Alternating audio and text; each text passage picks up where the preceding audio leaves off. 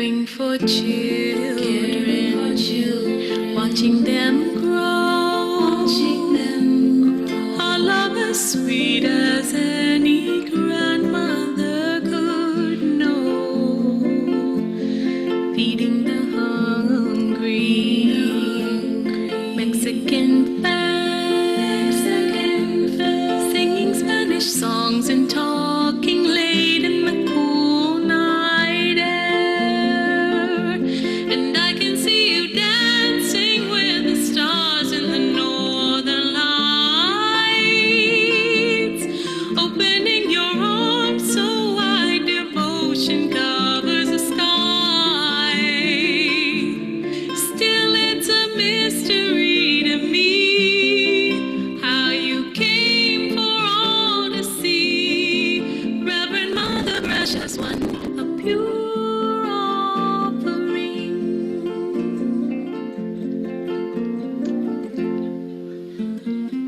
Madre irreverente que vino del sol, una montaña muy fuerte flotando en un mar de amor. Antigua madre sabía.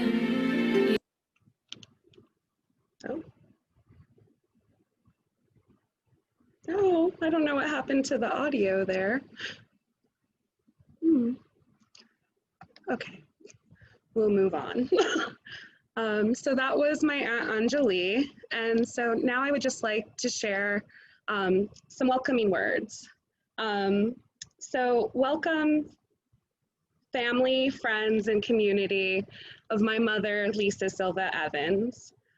On April 22nd, 2020, after having been diagnosed with COVID-19 and fighting for a week, my mom joined her parents and my grandparents, Don and Jackie, in the spiritual world. She is survived by her siblings and my aunts and uncles, Mike, Terry, Anjali, and Joe. And although they were separated at the time, she remained in love and communication with her husband, Richard. She also is survived by me and my sister, Rachel. Due to these strange and uncertain times, I hope that this memorial will serve as not only a place of remembrance, but also a place where we can join together and collectively grieve and honor the ways in which her life impacted us all. At a time where many of us are kept apart from loved ones, this feels increasingly important to me. My mom was devout in her religion and spirituality. Her faith in God remained throughout many trials and tribulations to the end of her life. Today, we will honor her spirituality with some of her favorite scriptures and prayer. We'll hear music from her sister and my Aunt Anjali. There will be time for her family to share what's on their hearts, and we will also hold space for the community that befriended her throughout her life. I hope that through this collective experience, we can heal our grief just a little and have it be received with the same compassionate, kind, and giving heart that my mom shared with so many along her journey. And that if our tears fall, I hope that they can be held with tenderness and care. This will be a time where we can reflect with honesty about who my mom was as a person, the same way my mom was honest about who she was, what she felt, and was open to sharing that with whoever would listen to her, sometimes to my mortification, but often to my admiration of who she was as a person in this world.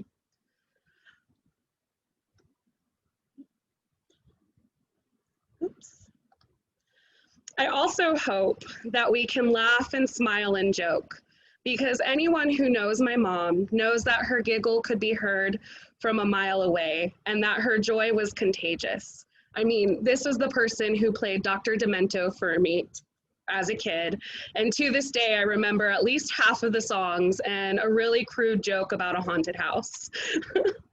In fact, I'm sure I got my sense of humor from my mom. And after all this is done, I hope that you will take care of yourself in whatever way feels best. Maybe make a fake margarita like my mom is drinking in this picture, or eat a good meal, preferably a Texan steak, to honor her. And so we begin to honor and celebrate the spirit, life, and heart of Lisa Silva Evans with a few words of scripture that my mom looked to for comfort and peace. I'm now going to pass it over. I'm now going to pass it over to an elder, confident, and close friend of my grandma's and a member of our family, Larry, for these first couple scriptures. Mute.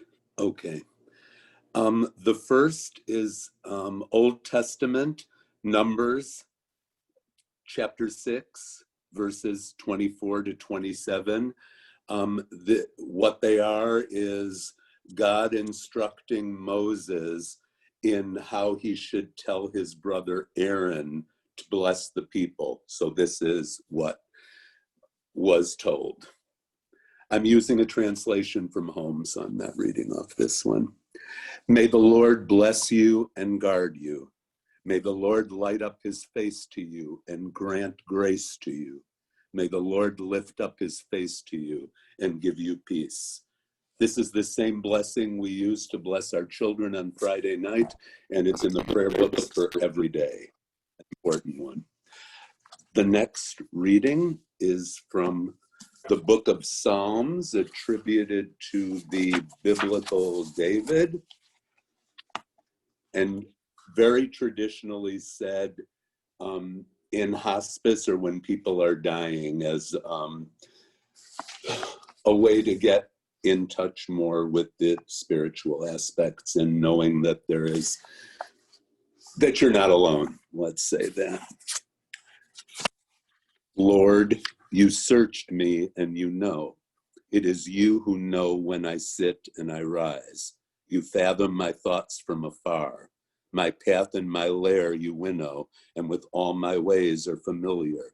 There is no word on my tongue, but that you, O Lord, wholly know it. From behind and in front you shaped me, and you have set your palm upon me.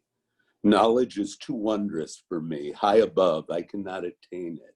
Where can I go from your spirit, and where from before you flee? If I soar to the heavens, you're there. If I bed down in Sheol, there you are.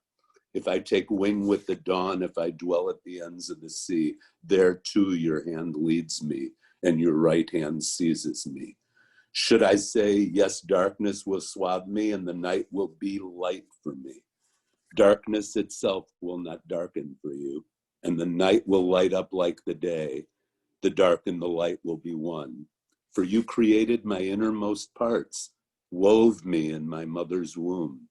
I acclaim you, for awesomely I am set apart. Wondrous are your acts, and my being deeply knows it. My frame was not hidden from you when I was made in a secret place, knitted in the utmost depths. My unformed shape your eyes did see, and in your book all was written down. The days were fashioned, not one of them lacked. As for me, how weighty are your thoughts, O God, how numerous their sum. Should I count them, they would be more than the sand. I awake, and I am still with you. Would you but slay the wicked, God? O men of blood, turn away from me. Thank you, Larry. And now I'm going to do a reading from the Newer Testament.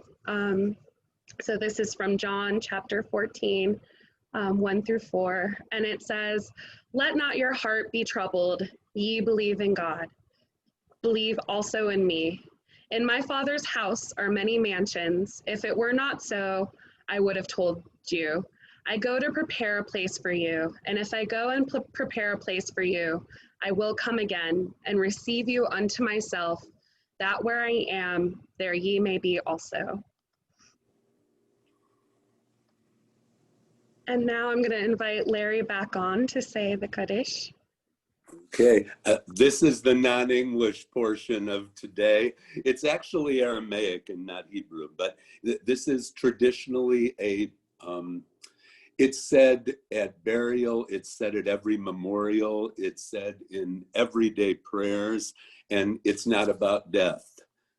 It's about praise to God and a prayer for peace. So I have to stand up.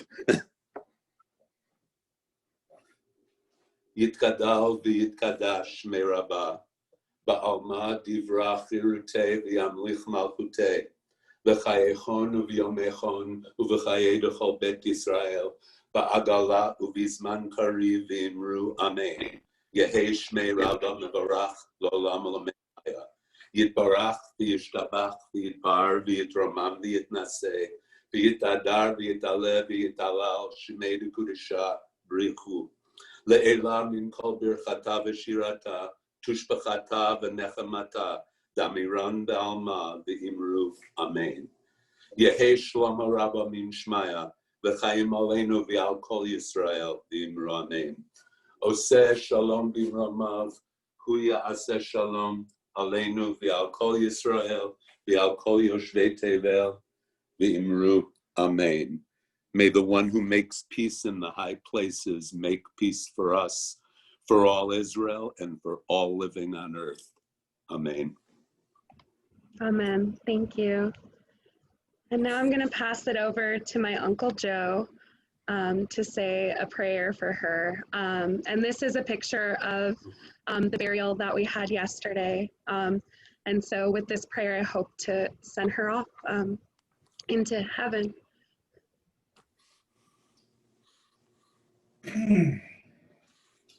God, we gather today not to mourn a loss, but to remember a life.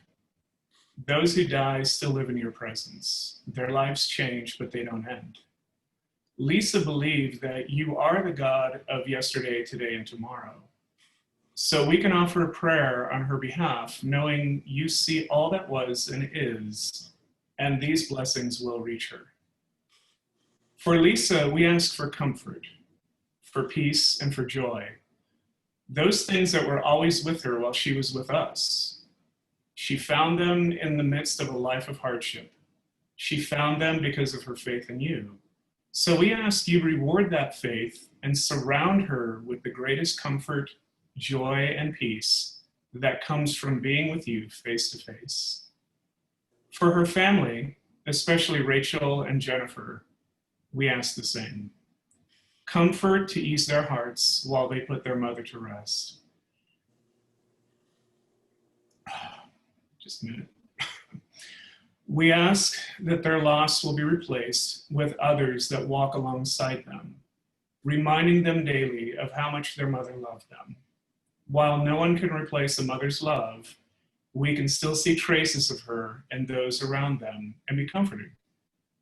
We ask for peace, knowing their mother is in a better place and finally pain-free and carefree. And we ask for joy. It's hard to think of joy on a day like today, but we ask that you remind them that joy can be found in all things, in the little things, in the small moments when we least expect it to find us. We just have to let it find us. And last, I pray hope for Lisa's family, her relatives, and her friends, that we all will find comfort as we share these stories of her life. Amen. Amen. Amen. Thank you. And now I'm going to stop sharing my screen and let my Aunt Anjali introduce this next song.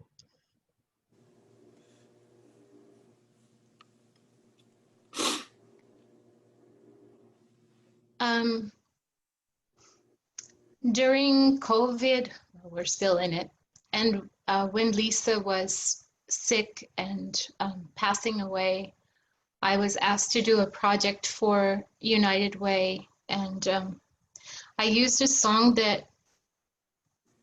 from a poem that my mom wrote when my grandmother passed away, and then I put music to it when my mom passed away, and then we did this project when Lisa passed away. So this is called I'll Find You.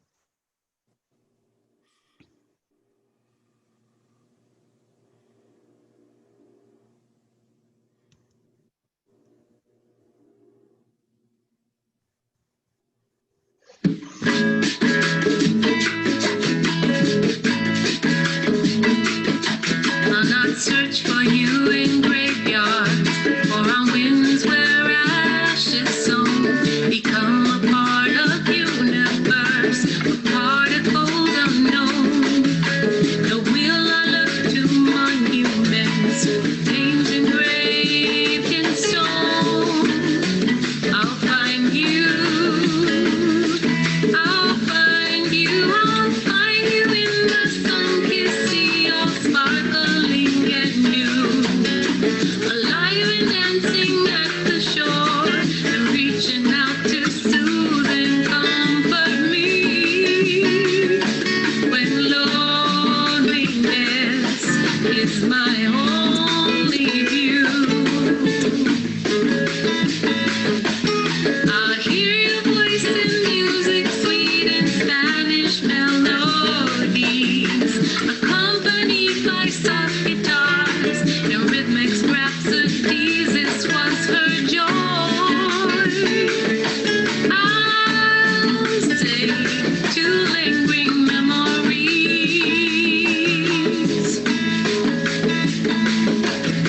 I find you when I view the wells on spotted monarch wings, hummingbirds and bright fuchsias in every living thing. Remembering your love this way will keep the joy alive. I'll find you. I'll find you. I'll find you in the setting sun, morning's radiant light. I'll find you in the soft spring rain, the seagulls taking flight. But most of all, I'll find you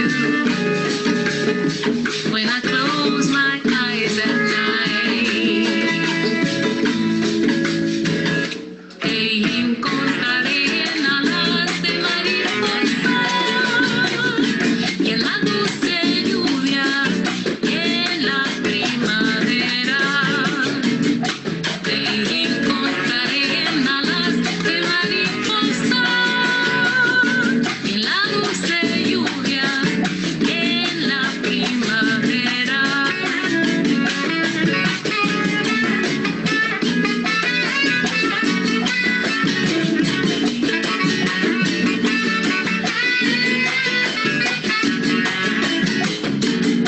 Te encontraré en alas de mariposa. Te encontraré en alas de mariposa. Te encontraré en alas de mariposa. Te encontraré en alas de mariposa. Te encontraré en alas de mariposa.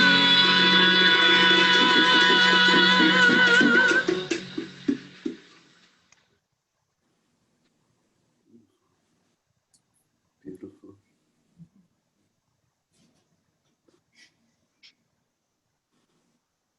Beautiful.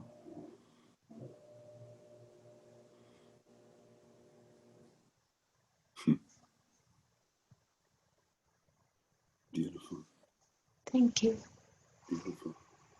Thank you so much. I've always loved that song, and it definitely feels, just perfect for today. Yes. And I just wanted to say at the end, I had the idea to shout out the names of the ones that we have lost, and Lisa's name's in there too.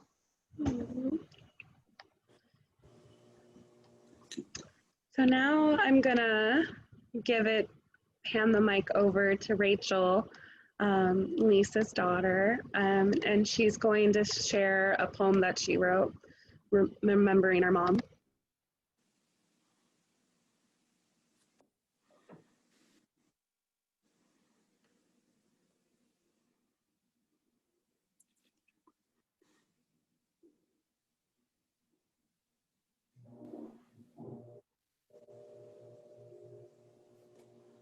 I said 1 minute, Jen. I have to do the copy,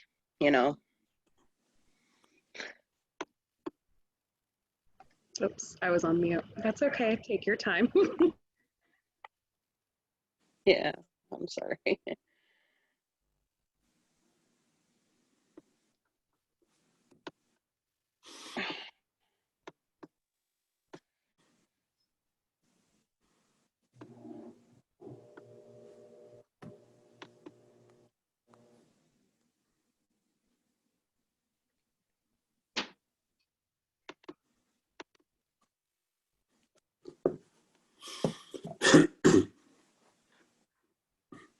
Okay, I'm making a copy of it and send it to everyone.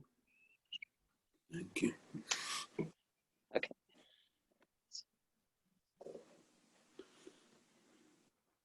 This I wrote based on Mom's memorial.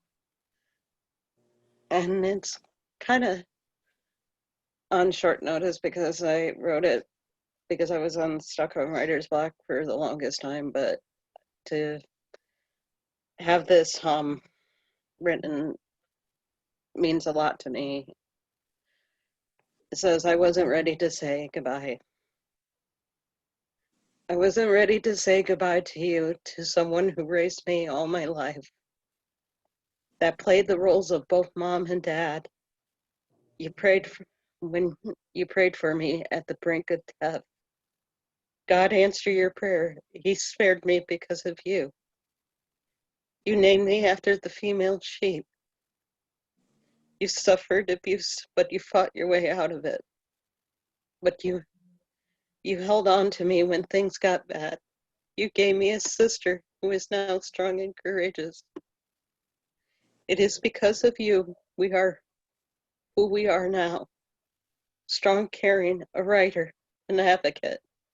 You may be gone, but not forgotten. In our hearts, prayers, Mom.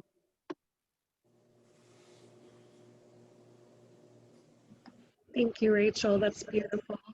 My cat even wants to join and tell you that. He's Hey, like, Margot.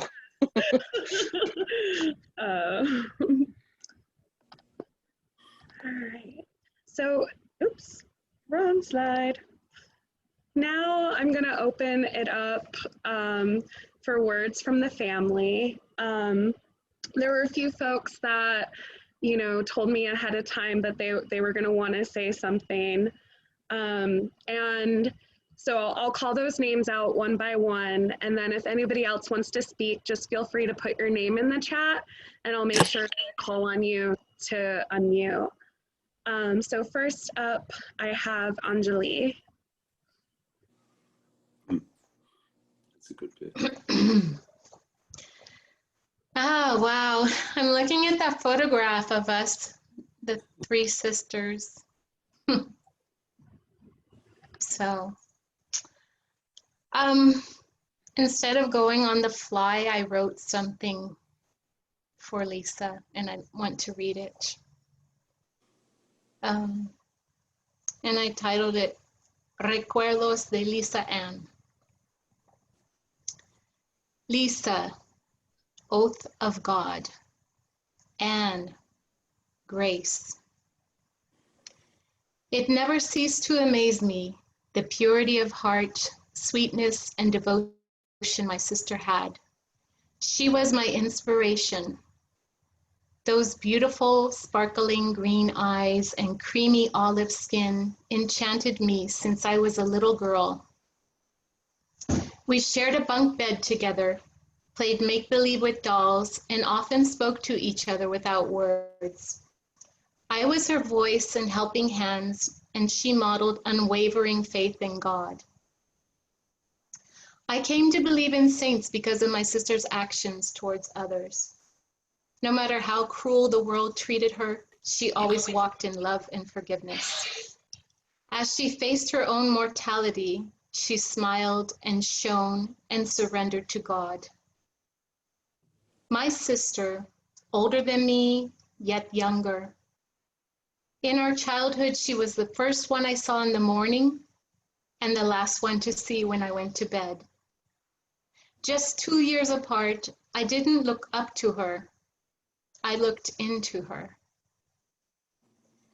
If Lisa were a perfume, her scent would be rose, soft, angelic, sweet, and good-natured, sometimes lost in another world, other times laughing and always making me laugh.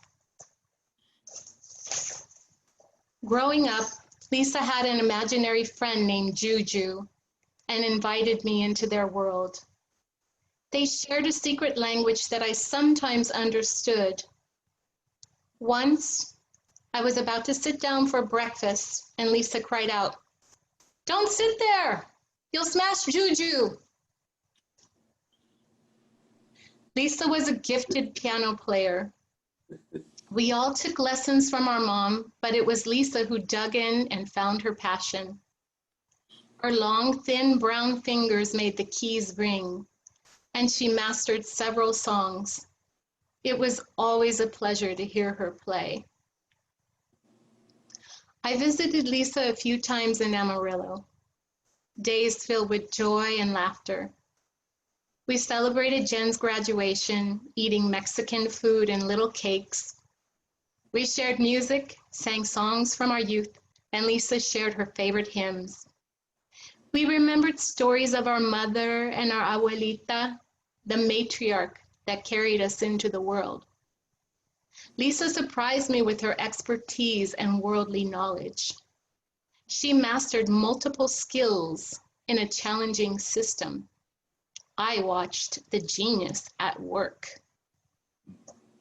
While she was in hospice, I sent personalized videos and pictures of my trips to Hawaii, Israel, and the Puget Sound so that she could be there with me. We FaceTimed by the water and in my kitchen while I cooked, and we joked with each other. So this last year, I spent studying Indigenous education and went back to our own Yaqui roots and shared that with Lisa. And she was always excited to hear about our genealogy and things that I was doing to help connect us.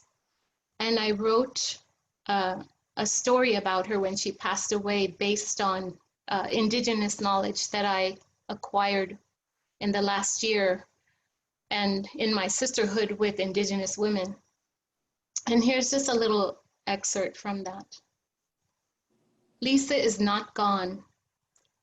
She is in the spirit of the water, of the trees and the hummingbird. The flowers will call her back on the wings of a butterfly. She'll smell the sweet fragrance and the colors will show her the way. So when you see the fuchsias, pansies, and marigolds, when the butterflies return in the fall, when you see hummingbird fluttering overhead, know that sweet Lisa is on her way home. And I want to close with an Apache blessing for everyone in this room and for everyone whose lives she touched. May the sun bring you energy every day, bringing light into the darkness of your soul. May the moon softly restore you by light, bathing you in the glow of restful sleep and peaceful dreams. May the rain wash away your worries and cleanse the hurt that sits in your heart. May the breeze blow new strength into your being, and may you believe in the courage of yourself. May you walk gently through the world, keeping your loved one with you always, knowing that you are never parted in the beating of your heart. May her memory be a blessing.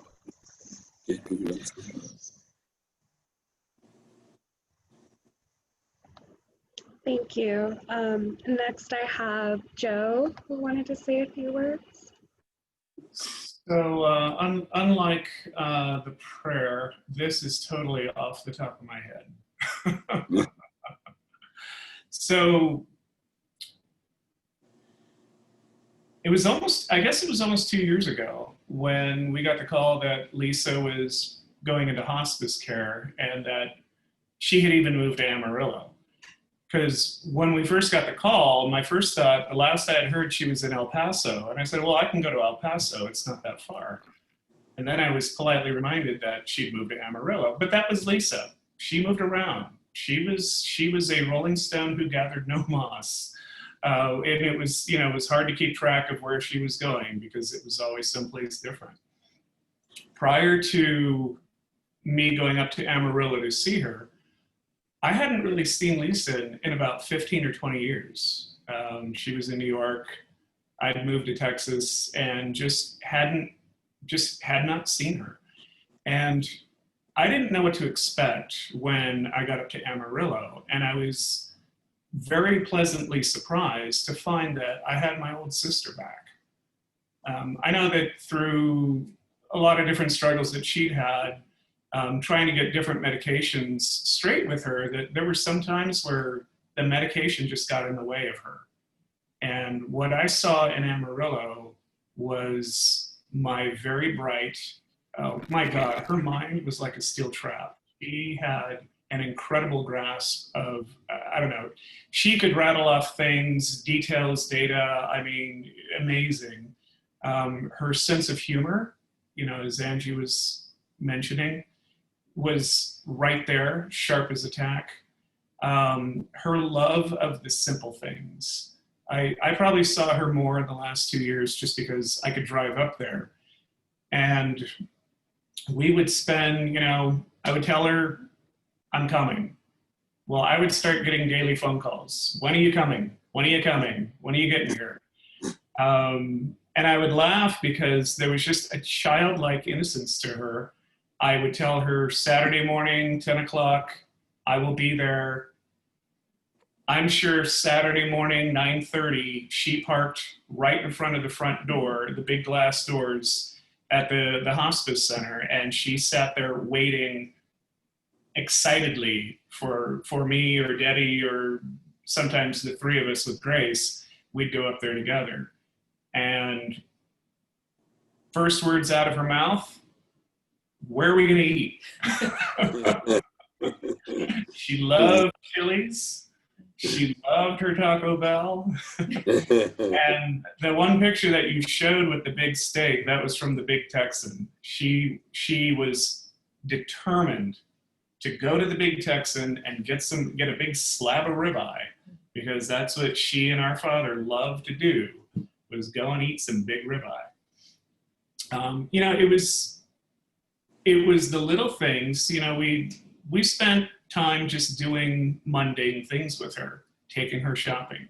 Somehow the hospice center always managed to lose the majority of her clothing. And I don't know how that happened, but fine. You know, every time I'd come up there, take her to Walmart, she loved shopping and she wanted to do it herself. It was her escape to get out and just get outside of the four walls of the care center and just be Lisa again for short periods of time. And we just had a good time getting to know each other again, whether it's going out, her having a fake margarita or her Diet Pepsi. Diet Pepsi. I had to keep her supplied in Diet Pepsi until the next time I was going to be there. It was just great to reconnect with her. And I'm glad that she ended up in Amarillo, because I never would have had those 2 years with her, you know, if she was still back east or somewhere else. So, and I'm going to miss that. While driving 8 hours up to Amarillo wasn't a wonderful thing to do, I knew that, you know, it brightened up her day, and it brightened up mine too.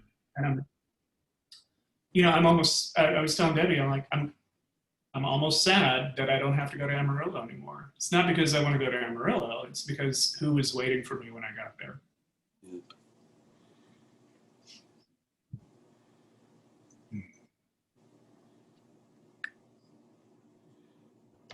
Thank you.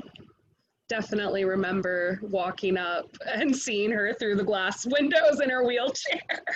So thank you for reminding me of that. Next, I have Terry, if you would like to say something.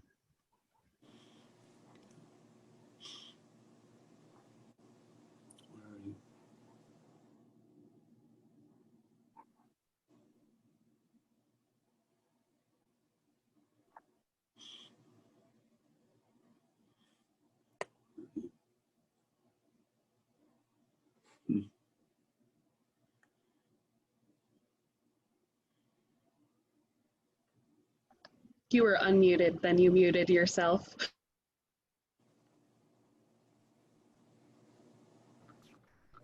There we go. There we go. Okay. Let me turn off my speakers. I got it. Sit down. You got it. Lisa, my dear, I just miss our phone calls every day.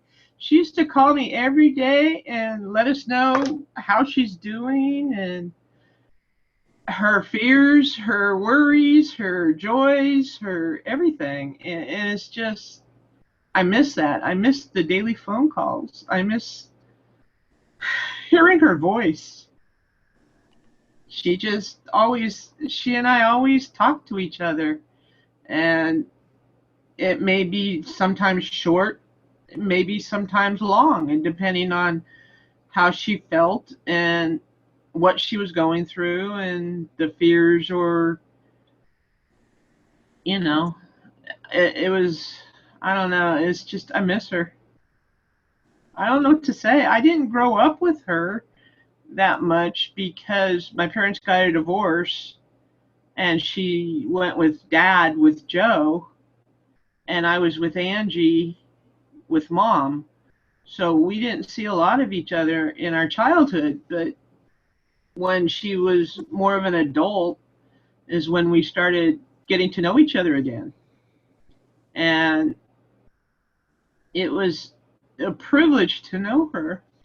She had a great sense of humor, like everybody, is saying.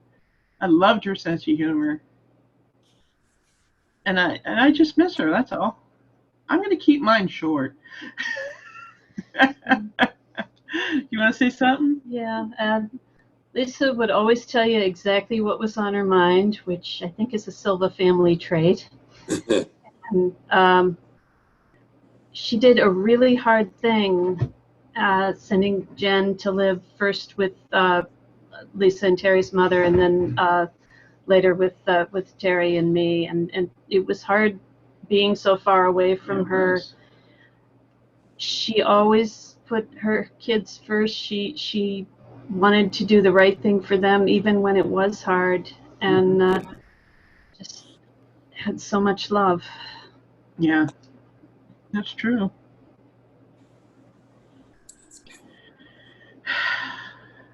Okay. Thank you.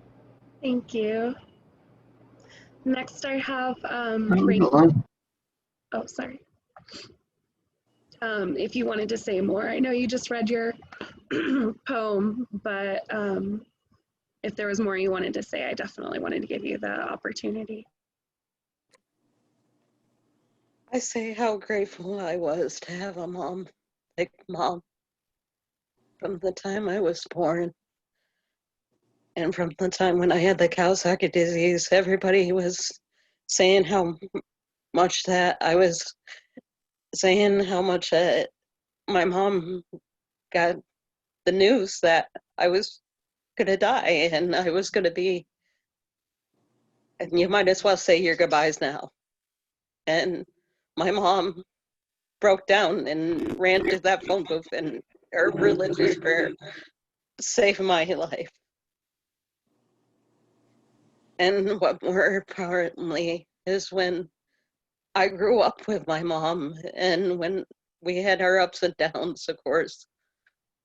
And one of the ups and one of the downs was the times when she was battling through her mental illness and everything else and battling through this conditions and everything else. But she always kept her sense of humor up. She always, I admire her laughing with me and saying, Rachel, you are so special in my life. I named you after a female lamb. You're my little sheep. And I says, Mom, I love you so much. But when I heard so much, when I heard the news that she was in hospice and she was going into hospice care, I took off a week from Portland State University that I'm in. I took off and I ran and hugged her and kissed her and saying how much I love her. And there was one time that she even said that she was not going to live that much, and I comforted her.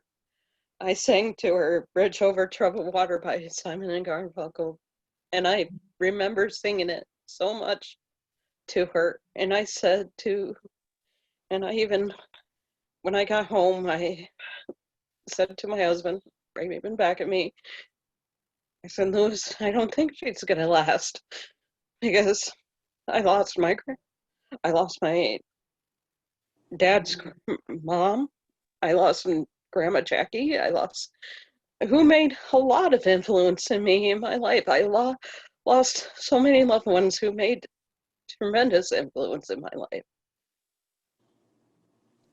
But when I lost my mother, I really lost a best friend, a confidant, somebody who just told me, you can do almost anything you want. It was because of her that I got a local high school diploma in Watertown, New York. It was because of her I became what I am now, a writer, extraordinary writer, who wrote poetry, who wrote outstandingly poetry, that she had a copy of my book called Listen. And some of the poems that she even told me that she loved some of those. She mostly loved all of them, because I met a writer who helped me. And I said, no, it's your beautiful work that does it. Makes an influence on everyone. And I will remember that for the rest of my life.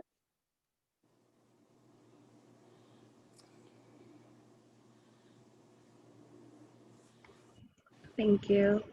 And I know Mom talked to me a lot about your book and how proud she was that you had, wrote it, and she loved your poems. So I know that they had a big impact on her too. That's all I have for my list, but I know that there's quite a few family members in the room. So if anybody would like to speak, just put a note in the chat and I'll call on you one by one.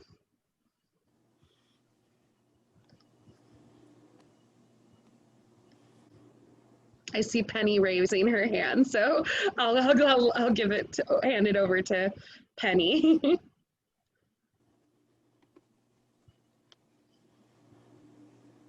Can you hear me? Mm-hmm. Yeah. Okay.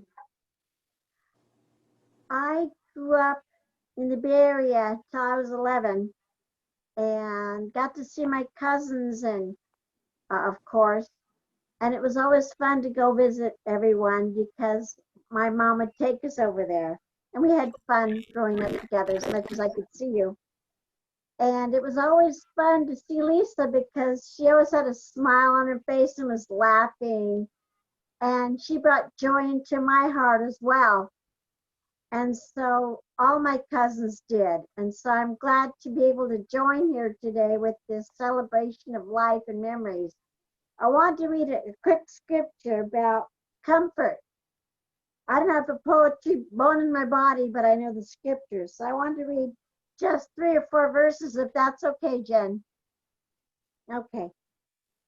2 Corinthians 3:1-5. And this I'm getting real emotional here because I love Lisa and my family, and I feel the happiness and memories. Praise be the God and Father of our Lord Jesus Christ, the Father of tender mercies and the God of all comfort, who comforts us in all our trials, so that we may be able to comfort others in any sort of trial with the comfort that we receive from God. And so that's what I wanted to bring out as a scripture that I bring comfort and love and hugs and kisses and prayers to Lisa, the memory of her, and to my family at this time. And being, of course, family, I'm getting all choked up. I want to cry because this is special for me too. So I love you all dearly, and I give kisses, hugs, and love and prayers. And I miss Lisa too, because she was a bubbly, sweet little one, and I love her, and I love you all, and thank you for letting me share in this day. I'm honored, and I appreciate it. Thank you so much, Penny, and thank you for sharing that scripture for comfort. Next, I have Larry, who would like to say a word. Okay, am I off mute? Yes, you are. Okay, I'm sorry. Just a little anecdote. When Lisa was very young, one of the complicated stories she shared with me was she knew with certainty that when she was 37 years old, we would get married. That was the plan. yeah, Laura, that's what she said. And actually, it was great. And there were a lot of complicated stories that went along with it. However, many years later, obviously, when she came in for Jackie's memorial, as soon as I saw her, the first thing she said was, "Do you remember that we were going to get married?" Yeah. Life sometimes works out differently than you plan. Anyway, remarkable person. And Jen, you did a beautiful thing. This is a very lovely gathering. Thank you. Thank you so much. And now I would like to open it up to words from, I'm gonna share something that Lewis wanted to share, but then again, he's too shy to share it, but it's another anecdote. Larry, you got a second anecdote. You got the first one, and then I got the second one. It's about Mom. When Mom came to visit me, when she was visiting me, and when I was pregnant with my firstborn, a couple of kids were kind of waking her up by goofing around the fence, and she laughed about it. She still remembers to this day. She remembered it till this day because she mentioned it to me in Amarillo and on the phone. She says, "Do you remember Lewis acting like a Bill Cosby impersonation of him telling those kids to get out of the yard?" And it really cracked me up when she said that. And she remembers that. And my husband remembers that too, because he said it was before he lost all his teeth, but he used to do a Bill Cosby impersonation so much that he told the kids to get out of the yard, and he said, "You're disturbing my mom-in-law." and they walked out of the yard. And my mom actually smiled. That's all I have to say. Okay. Thank you, Rachel. So now I'm going to open it up to words from the community. And I know that there's like a few friends who have joined today. I see Anna and Barbara here, as well as some folks from BSA Hospice of the Southwest who really, I am so grateful for hospice because, as I said shortly after she passed, I feel like they really extended her life in a way that we wouldn't have had, as much time with my mom. So if anybody is interested in speaking, no pressure, just feel free to put, a word in the chat and I'll call on you one by one. And then also I'm going to just mute folks' mic because I'm hearing that there's some feedback in the room. So I just want to make sure that we can hear if some folks want to share.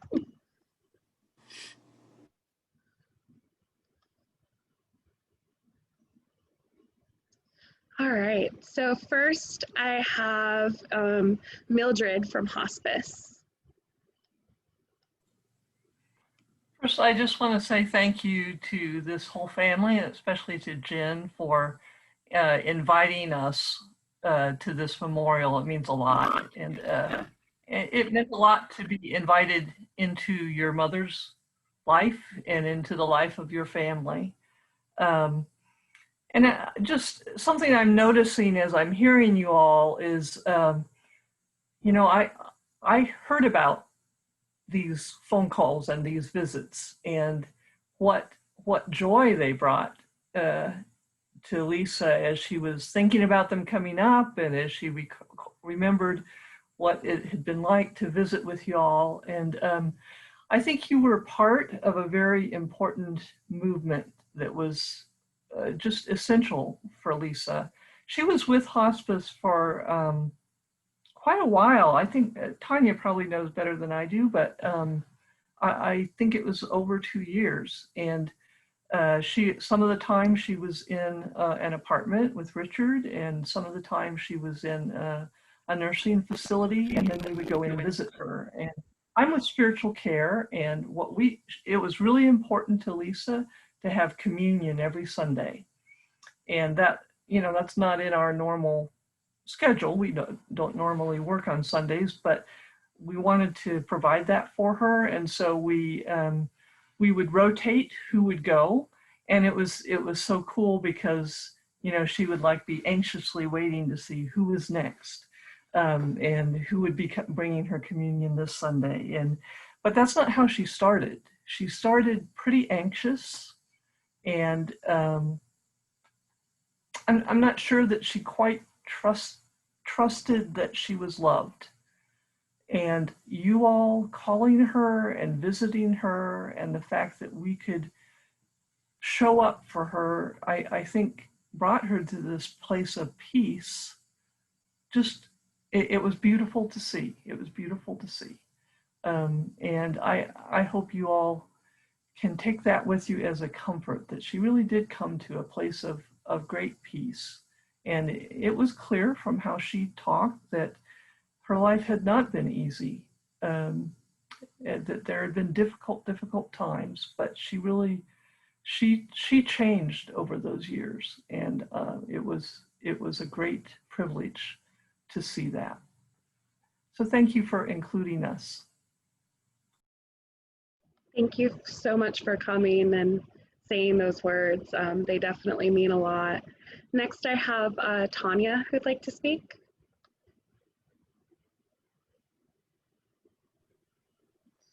Hi, I'm Tanya, and I am the social worker from hospice, and I am just wanting to let y'all know I feel very blessed to have known her. I was with her from the time she was admitted until the day she died. I always thought that I'd be fortunate enough that when she got near the end, that I would be able to be there with her. Unfortunately, the pandemic did not allow that. But I want you each to know how much she loved you. You were the joy of her life. We spent lots of time talking about her family and her brothers and sisters and her children. And, you know, as trying as Lisa could be sometimes, we all know she's stubborn. And sometimes when she got something in her head, you couldn't get it out of her head. And so she could be a challenge. But with all of that said, she by far had one of the kindest hearts I think I've ever known. And even on her bad days, she still was such a character and wanted to know how everybody else was doing. And, you know, I just want y'all to know that we did love her. because I was with her from start to finish. I mean, most of the time we ended our visits with an "I love you" and a hug. So I want y'all to know she was loved. Um, the other thing I just want to say is thank you. Thank you for allowing us to be a part of her journey. It has, I think, been a blessing to have been a part of that journey. And, and even though she's gone, if y'all need support, we are still here. You and Jen and I got to have a pretty lengthy conversation just right after her death. And we both were on the phone just bawling. I'm crying even now, and it's, still trying to hold it together. But anyway, I just want you to know it was our honor to be a part of her journey. Thank you. Thank you so much, Tanya. And as I said, when we spoke, like, I know you meant the world to my mom. She would always tell me about your visits and the visits from spiritual care. So I know that was a big part of her happiness. And Joe, just so you know, I made lots of Diet Pepsi runs and Cheez-Its, and there towards the end, she kind of didn't like some of that stuff. So then it was tapioca pudding, and Walmart runs for clothes. So I think we were all doing it, making sure she had what she wanted and what she needed. Absolutely. It was a lot of fun being with her. And she had such a great laugh and a smile. I love seeing these photos of her. We're at such a disadvantage because when we do get somebody in our program, typically they've already been sick for a very lengthy amount of time, and it takes a toll on them physically. So to look at these photos, to see her in a healthier time, oh, it's wonderful. But the one thing that never changed is that smile. Absolutely. Next up, we have Linda and then Jan. Hi, thank you so much for allowing me to be part of this most beautiful memorial. I am a very good close friend of Rachel. I may not have met Lisa, but I learned about her through her daughter. And as many of you know, Rachel is just an amazing human being and learned so much from her mother, apparently. I am amazed by all the beautiful stories everyone is sharing. I'm a former caregiver, so I did have that opportunity when a family was losing their loved one. Hospice came in with everything the family needed. And so thank you to all of you wonderful people for doing what you do, because it's not easy. And I think Lisa appreciated your kindness to the very end. Thank you. I can feel that from everything you guys are all saying. And so, yeah, I feel a little, I don't know any of the family, but just through your beautiful stories, I am so humbled to be part of this. Thank you. Thank you so much. And thank you, Rachel, for the invitation. And your beautiful poem just made me think I need to call my mom today. Thank you, Linda. Yeah, thank you for being here. I think it's so important, that we have the support people in our lives. I have, my partner Andy here and one of my really good friends, Jadelyn, here, just being present with me, and it's so helpful. So thank you for sharing this with us. Next up, I have Jan.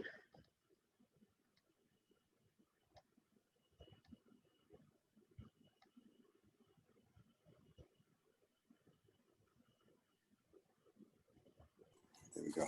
You there? Hello? Yeah. Sorry. Hi. I didn't get to know the girls, Rachel and Jen, but I am a friend of Lisa's from many years ago. And I did get to go down to see her in Amarillo with my friend Barb. And it was a time where she needed help moving. And that twinkle in her eye and that smile that she had,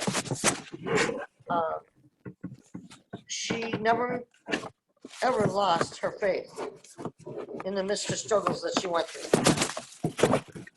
And that, to me, after all the years of knowing her, is amazing. And it is a light for us to see that, you know, no matter what you go through, there's a God in heaven that loves you. And I know dang well that was her legacy. She loved Jesus more than anything I ever seen. And she went through all the things that she went through, but she had that strong, stubborn faith. And I thank you for that. One of the funny stories I have to tell you guys is I've been married for 35 years. And Lisa was the one that got me and my husband together. And it's kind of a funny story because I was in a really kind of rebellious state in my life at that time. And all of a sudden, Lisa started calling me on the phone. And she said to me, Jen, you want to go to this Bible study with me? And I said, no. And she called me the next day. Jen, you want to go to this Bible study with me? And I said, nah. And you know, she called me for a solid weekend. Every day she called me. Finally, on the last day, I said to her, you know what? Can I wear anything I want to wear and do anything I want to do? And she said, yeah. So I said, okay. And I'll never forget, she came over to get me, and I was wearing leathers at that time. And she goes, motorcycle leathers. They were motorcycle leathers. And I came to this meeting that she had taken me to. And all of a sudden, I know, I'm looking around after a few hours and stuff, and Lisa has disappeared and gone, right? And I'm like, this is the first time meeting all these people. And I'm like, how the heck am I going to get home? Because at that time, the meeting was in Antioch and I was in West Pittsburgh, and she had gone home with this guy by the name of Chris. I'd gone out somewhere with them. And I was left there, and not to my knowing that the guy that was there at the time had told Lisa, go ahead and go, I want to take her home. So next thing I know is they asked me to play and sing with the guitar, because I do play once in a while. And all of a sudden he started talking to me, and next thing I know is his family came from a long line of bikers and everything.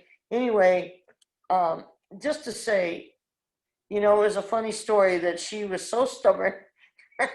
But 35 years later, I'm still with that man that she left me with that night. And, you know, it's been an up and down road, but, you know, through it all, we both are still believers, and we still, when I look back and I get a chuckle, and I think, man, you know, Lisa was tenacious about getting me to go to that study. And I am going to miss that. And that smile and that twinkle in her eye. And I want to say thank you for listening to me and letting me share that story about her. And I know she's with the King of Kings and Lord of Lords, and she's having a good old time up there. So thanks again, you guys. I appreciate it. And I did love her. Thank you. I know she loved you very much. And I know Isla's here today too. I mean, there's quite a few friends here today that she just held so dear. And I've never heard about Chris. So that was news to me. Yeah. Well, it was kind of funny. Yeah, when we were married, we wound up sharing Lisa lived in the back end of the house, And we lived in the other section of the house, and there was another section that was rented out. So the house was split up into three things. So yeah, when we first got married, we were neighbors, and Rachel was just a little baby. So yeah.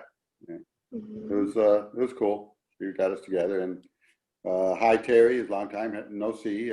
We knew Terry very well too, and yeah. And Joe, for that matter. And Joe, yeah. So, it was cool. Appreciate Amazing. her bringing us together. Thank you. Well, thank you. So I don't have anybody else on the list. Let me move. Now I'm going to switch over back to my Aunt Anjali for another song. And this is the song that she sang at that little graduation gathering we had, and it's very special to me. And then we're going to kind of lead into our closing after that.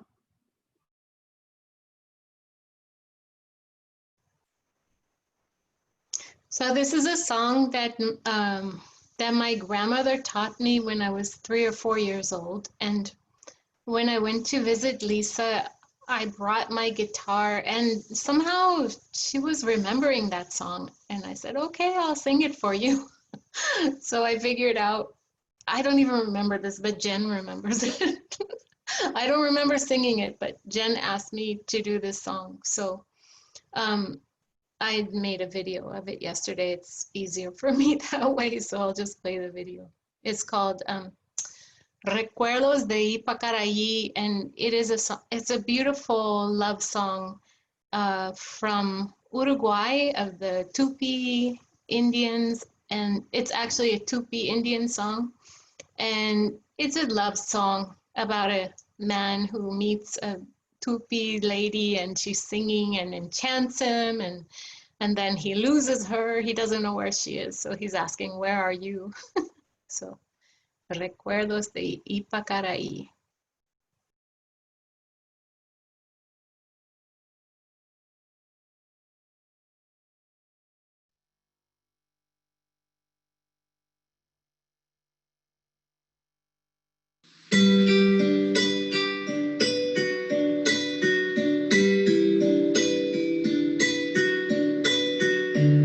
Una noche tibia nos conocimos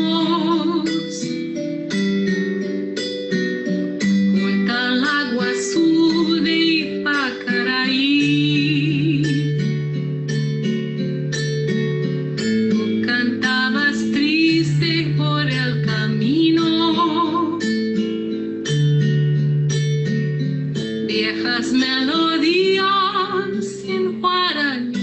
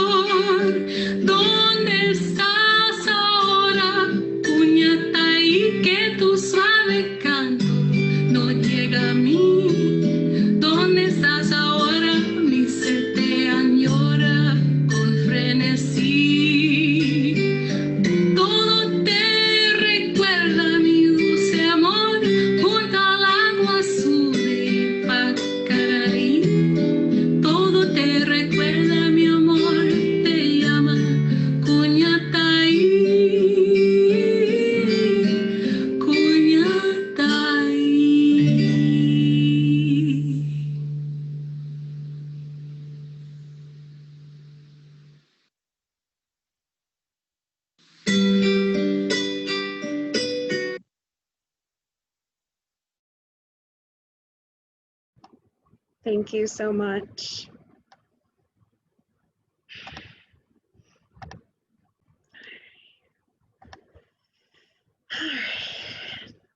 Sorry, I had to take a breath there. So yesterday, I wrote my words down ahead of time, just because I wanted to make sure that I could give, the best eulogy possible for my mom. But yesterday, my aunt gave me a poetry book by Amanda Lovelace. And on the back cover, it said, sorry, I didn't mean to swear either. My mom would probably be so upset at that. Let me start again. Yesterday, my aunt gave me a poetry book by Amanda Lovelace. And on the back cover, it said, "You cannot have a funeral for your mother without also having a funeral for yourself." And it really struck me with its honesty, because ever since my mother has left this earth, I felt this hole where she used to be. My mother and I were very close, especially when I was the age where I would gladly let her call me her doodle bug. And I would sit for hours and just listen to her talk about her life and all of her joy and all of her pain. As you've heard today, my mother was a survivor. She was stubborn, persistent, and resilient just by her mere existence. She survived abuse in all of its forms, lived in poverty, had mental health struggles, and so much more. And she was often misunderstood because of this. When I was growing up, I would hear people kind of joke about how many times she was married. However, when I reflect on it now, and I reflect on those divorces, I think about how much strength it takes someone to leave an abusive situation. And my mom did it twice. Once in the middle of the night, snow falling with me in her arms and Rachel by her side. Yet she always had more room for love. Yes, my mom was a fighter. I watched her go to court date after court date to keep me away from my father, never really knowing until I was much older what kind of toll that can take on a person. And yet through all of that, she was kind, joyous, and creative. We were very broke growing up, but my mom would create imaginary games just using her hands as puppets.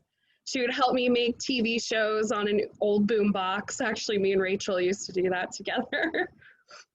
I would watch her listen to a song, and then she would just start playing it a few days later on the keyboard, a skill that I haven't even been able to do myself.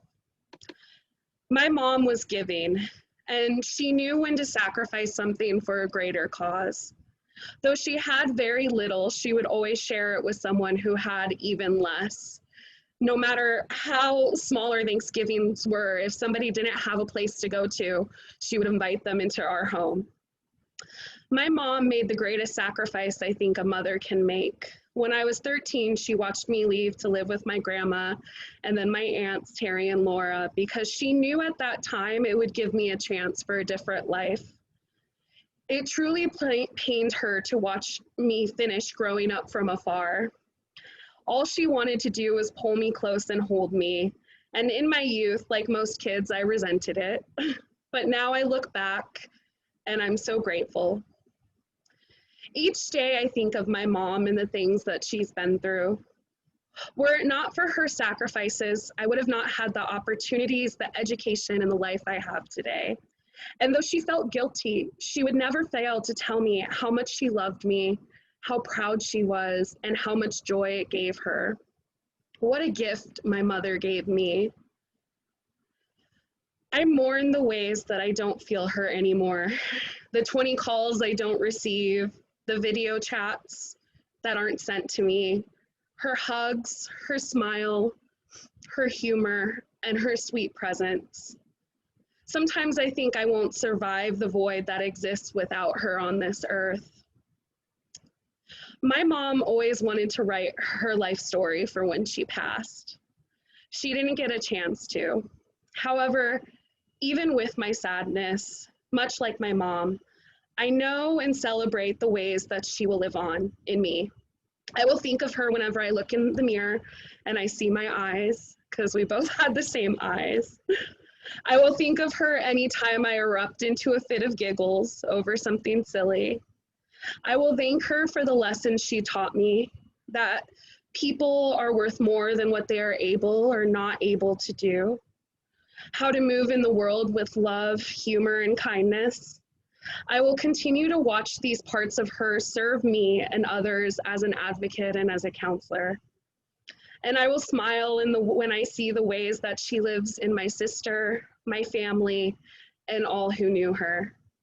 And though today, in some ways, may be both our funerals, it is also the beginning of spending each day letting her know that she will never be forgotten. And before we end, I just want to take a moment of collected silence, honoring my mom and the lives lost due to COVID-19 and the communities who are grieving their loved ones. I muted myself before I was ready. I'm going to mute everybody's mic just to make sure it's quiet. And it's just going to take a minute.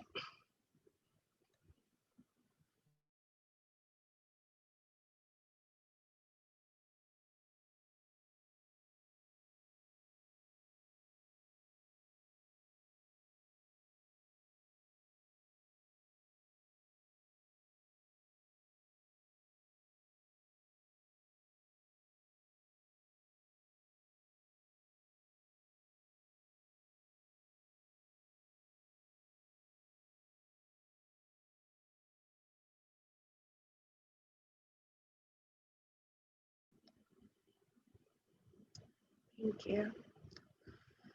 So now it comes time for our closing.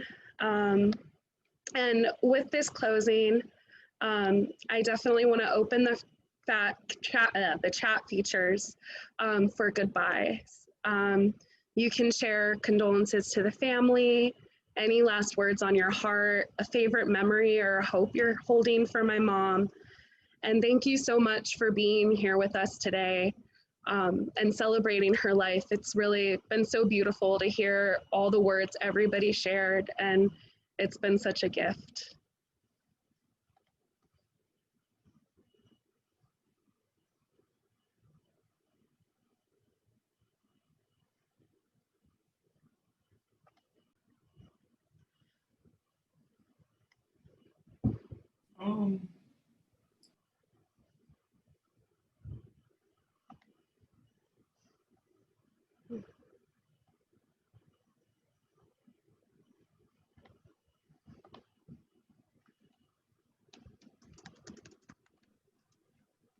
I would just like to say thank you for including hospice in this service. It's great to finally be able to put some faces with the voices and the names, because I felt like I knew Joe, and I've talked to Jen, and so it was just really nice to be able to put a full picture together. And I have to say, sitting here and seeing Jen and Rachel, I see a lot of Lisa there. I do. But anyway, thank you, and God bless all of you. Thank you.